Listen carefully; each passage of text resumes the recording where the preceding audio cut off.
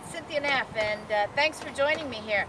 I'm a candidate for the 58th District House of Delegates, and I'm standing here today on another gorgeous day in Virginia because this development site behind me reminds me in many ways of some of the issues about why I'm running.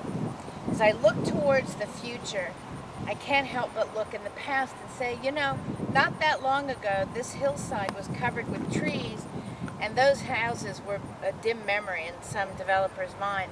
The things that I worry is we're bringing all of these things together as people want to move here, as obviously business wants to move into Virginia and bring us some good jobs that people can support their families on. We start to have pressure points, and one of the pressure points is where do we get the roads to support the developments? You know, where do we get the sewage and the water, and do we have plans in place? Do we have teachers and schools and libraries and fire departments and police departments?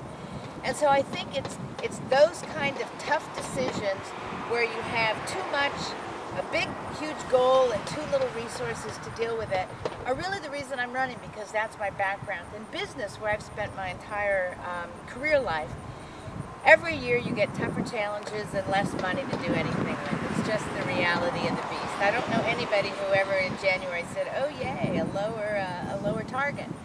And so, you know, government is much like that. I think we have some really tough objectives now. But where I come from, people get held accountable. And if they haven't dealt with them adequately in the past, they get fired.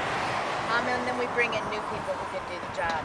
That's why I'm running. I think I'm one of those new people that can do the job.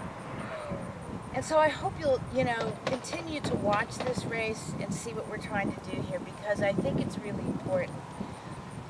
I don't want to be standing here 4 years from now and looking back and say we didn't make the right decisions and we're worse off than we were.